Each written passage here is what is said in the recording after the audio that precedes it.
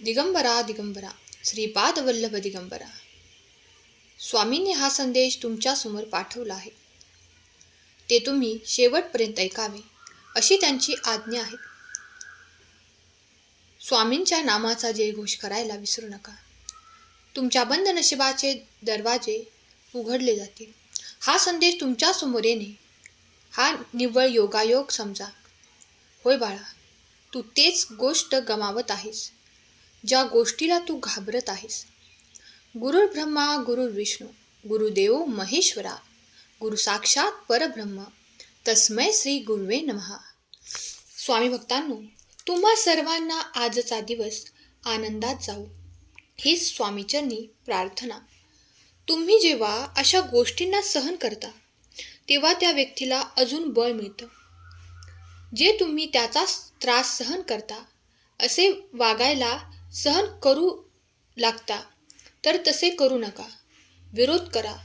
जर समोरची व्यक्ती तुम्हाला त्रास देत असेल तर त्या व्यक्तीला समजावून सांगा. तुम्हाला त्याची गरज आहे तर त्यालाही तेवढीच गरज तुमची आहे जेवढे तुम्हाला त्याची आहे. आपल्या आयुष्याचा कंट्रोल कधीही दुसऱ्याच्या हातात द्यायचा नाही, कारण मग तुम्ही फक्त रिमोट कंट्रोलवरचे खेळणे बनता. व्यक्ती स्वातंत्र्य तुम्ही गमावून बसता. होय बाळा, देव तुम्हाला सांगत आहे, तुम्ही आयुष्यात किती पुढे आहात हे कधी तपासून पहा. देवाने तुम्हाला किती प्रकारचे काय काय आशीर्वाद दिले आहेत हे जरा पडताळून पहा, म्हणजे तुम्हाला सर्व काही समजेल. आपल्यावर जळणाऱ्या व आपल्याविषयी नकारार्थी विचार करणाऱ्या लोकांना कसे हँडल करावे, किंवा तुमच्या बाबतीत असं काही घडलं असेल किंवा घडत असेल तर त्याला कसे सामोरे जाता यावे, कसे हाताळावे, आपण हँडल कोण करणार. तर या दुनियेत आपण प्रवासी आहोत. त्यामुळे या प्रवासात चांगली माणसे तसेच वाईट चुकीची किंवा रस्ता भटकलेली माणसे प्रत्येकाला भेटणारच. मग त्याला सांभाळत बसायचं आपल्याकडे वेळ नाही. त्यासाठी अशा लोकांना त्यांच्या कर्मावर सोडावे. जळणारे स्वतः जळतात व नकारार्थी बघणारे स्वतः खांदलेल्या खड्ड्यात पडतात आणि तिथे मात्र त्यांना पाणी देणारे वर काढणारे कोणी भेटत नाहीत. अगदी तीळ तीळ घसा कोरडा पडेपर्यंत कोणच येत नाही. आपण मात्र एकच करायचं, आपलं कर्म शुद्ध चांगले ठेवायचं आणि त्या लोकांशी वागताना सावध राहायचं.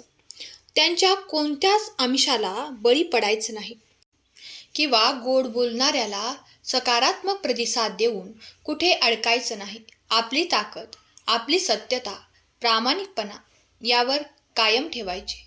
मन विचलित होऊ नाही द्यायचं किंवा खचून जायचं नाही, कारण माणूस त्यात आपण कधीही म्हटलं असलं तरी आपल्या जीवनाची दोरी दुसऱ्याच्या हातात द्यायची नाही.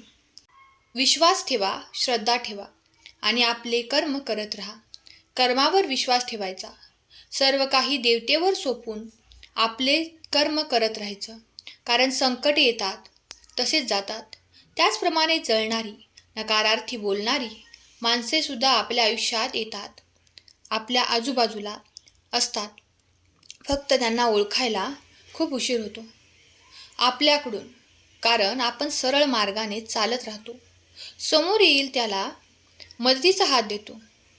माणूस म्हणून आपण आपलं कर्तव्य पार पाडतो आणि यातच धन्यवाद द्यायचं असतं असं समजून वागतो. आणि तसेच आपण चुकतो व सारे या दुष्ट लोकां त्याचा फायदा घेतात. पण ज्याला कुणाला असे अनुभव आलेले असतात त्यांनी दुसऱ्याला सावध करावे आणि पुढचा मार्ग दाखवावा. आपल्याला आलेल्या अनुभवांचा अशा लोकांना पुन्हा दुसऱ्या कुणाला फसवण्याचा चान्स मिळू नये याची खबरदारी घ्यावी आणि दुसऱ्यांना सावध करावे. इतकं जरी करता आलं तरी माणूस म्हणून माणुसकीचा वसा आपण सांभाळतो याचे समाधान मानून घ्यावं. अशा लोकांपासून 2 हात दूर राहावं, पण पळून जाऊ नये, तर त्यांना आपल्यापासून पळवून लावावं. असे काही दिवस आणून ठेवावेत. अर्थात माणसात तोंड दाखवण्याची सुद्धा लाज वाटली पाहिजे. असं तेव्हा सगळं चांगले भेटतील असं समजून राहू दे. बरेच आपल्यावर जळतात, नकारार्थी बोलतात, असे समजून राहावे म्हणजे फारसे मानसिक टेन्शन होत नाही.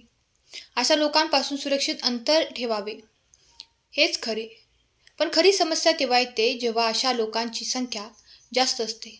अशा वेळी किती लोकांपासून दूर होणार? शेवटी आपणच एकटे पडतो किंवा त्यांच्यापासून आपल्याला वाईट टाकले जाते. तेव्हा सगळे तारतम्य भान विसरून आपले वैयक्तिक धोरण आपणच ठरवावे. याला तयार असे उत्तर मिळणार नाही, सांगता येत नाही. आणखी एक गोष्ट म्हणजे प्रत्येक व्यक्तीमध्ये काहीतरी गुण चांगले असतातच. कोणीही परिपूर्ण किंवा परफेक्ट नसतो. काही चांगले, काही वाईट असे दोन्ही गुण असतात. आपणही परफेक्ट नाही, तेव्हा त्याचेच चांगले गुण बघावे आणि त्याच्या वाईट दुर्गुणांकडे दुर्लक्ष करावे. जर आपल्यावर जळत असताना किंवा आपल्याविषयी नकारात्मक विचार करणाऱ्या लोकांना हाताळण्याची आवश्यकता असेल तर काही गोष्टी आपण आपल्या आचरणात आणायला पाहिजे. एक शांतीचे वातावरण ठेवा. जर आपल्यावर जळत असणारी व्यक्ती किंवा नकारार्थी विचार करणारी व्यक्ती जेव्हा सामोरे जायचे असेल तर आपण शांत राहावे. त्यांच्या वादावर विवाद न करता त्याने आपला दृष्टिकोन बदलावा आणि त्यांच्याशी सहभागी वार्तालाप करावा. अशा माणसांपासून दूर जा.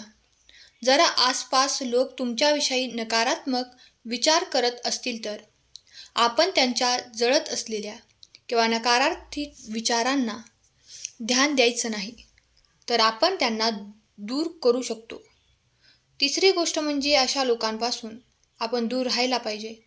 आपण आपल्या स्वतःच्या जगात राहून स्वतःवर होणारे आरोप मान्य करू शकत नाही आणि त्यांच्यावरती प्रगती करू शकत नाही किंवा त्यांची सुधारणा करू शकत नाही. जेव्हा देव तुमच्या दिशेने आशीर्वाद पाठवतात तेव्हा त्या संधीवर, त्या आशीर्वादांवर विश्वास ठेवा आणि त्यावर कार्य करणे सुरू करा. तुम्ही जे काही प्राप्त करणार आहात ते अद्भुत आणि खूप काही आश्चर्यकारक असेल. तुमच्यासाठी आणि तुमच्या कुटुंबासाठी देव तुम्हाला सांगत आहे की आज मी तुमच्यासोबत असा चमत्कार करेल ज्याची तुझ्या आयुष्यात कधी कल्पनासुद्धा केली नसेल. पण आज हा संदेश तू 11 जणांना शेअर कर. तुझ्या सर्व इच्छा मी पूर्ण करणार आहे, कारण तू माझा लाडका भक्त आहेस आणि मी तुझ्यावर खूप प्रेम करतो.